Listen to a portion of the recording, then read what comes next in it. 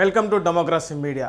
Razakar cinema Telangana సాయుధ రైతాంగ పోరాట చరిత్రను వక్రీకరించిన సినిమా అని మత ఘర్షణను ఉసుగొలిపేలా ఉందని ప్రముఖ సామాజిక రచయితలు, చారిత్రకారులు తమ వ్యాసాలలో, ఉపన్యాసాలలో పేర్కొన్నారు. అలాంటి సినిమాకు తెలంగాణ కాంగ్రెస్ ప్రభుత్వం చారిత్రక సినిమా విభాగంలో రాష్ట్ర ప్రభుత్వ అవార్డును ప్రకటించి ప్రదానం చేసింది.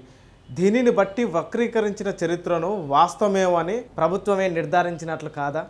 పైగా గద్దర్ లాంటి విప్లవకారుడి పేరుతో ఈ అవార్డును ఇవ్వడం సమాజానికి ఏ సందేశం ఇస్తున్నట్టు? దేశంలోనే తమ లౌకిక పార్టీ అని చెప్పుకునే కాంగ్రెస్ ప్రభుత్వం ఈ విషయంలో ఇలా వ్యవహరించడం చారిత్రక తప్పిదమే అవుతుంది. పుష్ప 2 సినిమాలో స్మగ్లర్ పాత్ర పోషించి శ్లీల అంశాలలో లీనమైన పోలీస్ అధికారులను కించపరిచిన పాత్రధారికి గద్దర్ అవార్డును ఇవ్వడం యువతకు ప్రభుత్వం ఏం సంకేతం ఇద్దామని అనుకుంటుంది? అసలు యువతకు ఎటువంటి దిశానిర్దేశం చేస్తుంది? ఈ చర్య అక్రమాలను, దుర్మార్గాన్ని, అవినీతిని ప్రేరేపిస్తున్నట్లు కాదా? బాధ్యతాయుతమైన పోలీసు వ్యవస్థను కించపరిచినట్లు కాదా? ప్రభుత్వం ఇలాంటి వాటిని కోసం అవార్డులను ప్రకటిస్తే నేర ప్రవృత్తి ప్రోత్సహించినట్లే కదా? ఇది అవార్డుల నిర్బంధాలకు పూర్తిగా విరుద్ధం. బెస్ట్ క్రికెట్ ఎంట్రీ రాలేదని, ఆ విభాగానికి అవార్డు లేదని ప్రకటించి హఠాత్తుగా ఒక రోజు ముందే బెస్ట్ క్రికెట్ పొన్నం రవిచంద్ర అని డిక్లేర్ చేయడానికి సబాబా? ఇది చూస్తుంటే ఏ విధంగా, ఏ అండర్స్టాండింగ్తో అవార్డులను పనిచేస్తున్నారో అర్థమవుతుంది. ఉర్దూ సినిమాలు కూడా అవార్డులు ప్రకటిస్తామన్న ప్రభుత్వం ఉర్దూ భాష తెలిసిన వారితో జ్యూరీ కూడా ఒకటి పెట్టాలి కదా? 10 సంవత్సరాల అవార్డులలో ఉర్దూ సినిమాల వారికి అవార్డు ఎందుకు ప్రకటించలేదు? 2024 సంవత్సరంలో తీసిన సినిమాలకు దరఖాస్తు ఆహ్వానించి 2014 నుంచి 2023 వరకు ఎంపిక చేసిన సినిమాలకు దరఖాస్తులు ఎందుకు స్వీకరించలేదు? ఒకవేళ సెన్సార్ అయిన దాదాపు 200 సినిమాలను ఒకే నెలలో ఎలా చూస్తారు? సినిమాలను చూడకుండా ఎంపిక చేయడం చట్టవిరుద్ధం కాదా? ఇష్టం వచ్చిన వాళ్ళకు ఇష్టం వచ్చినట్లుగా ఇచ్చుకున్నట్లే కదా? ఇది ఎంత అన్యాయం!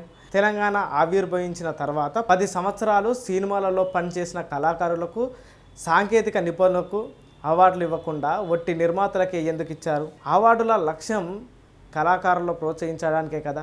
వారిని విస్మరించి పెట్టుబడిదారులకు మాత్రమే ప్రజా సొమ్మును ఎందుకు ధారబోస్తున్నట్లు? టీఎఫ్డీసీ చైర్మన్ నిర్మాత కాబట్టేనా?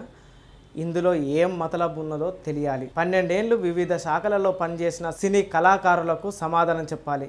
టీఎఫ్డీసీ చైర్మన్కు సంబంధించిన 4 సినిమాలు ఎంపిక చేసుకోవడం ఏంటి? సినిమాలలో పనిచేసిన వాళ్ళే జ్యూరీలో ఉండడం, వారి సినిమాలకు వారే అవార్డులు ఇచ్చుకోవడం ఎంత అన్యాయం! ఇది నిబంధనలకు విరుద్ధం.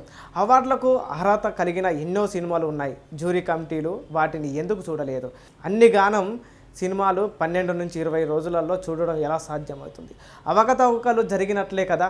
మీరు ఎంపిక చేసిన విధానం, ఎంపికైన సినిమాలే ఈ వ్యవహారానికి సాక్ష్యాలు. ఇలాంటి తొందరపాటు నిర్ణయాల వల్ల ప్రభుత్వం ఖనిజాలతో ఒక జిగేల్ మనిపించే కార్యక్రమం చేసుకోవచ్చు, కానీ దానిని తగిన ఫలితం కన్నా ప్రజలలో వ్యతిరేకతనే కొని తెచ్చుకుంటున్నారు.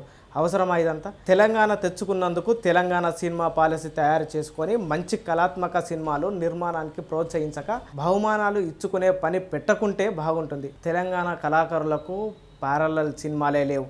గద్దర్ స్ఫూర్తికి నిదర్శనమయ్యే సినిమాలే లేవు. మీదికెళ్ళి ఎవరి పేరు మీద అయితే అవార్డులు ఉన్నాయో ఆయనకు తీసుకునే వాళ్లకు ఏమైనా సంబంధం ఉందా అసలు?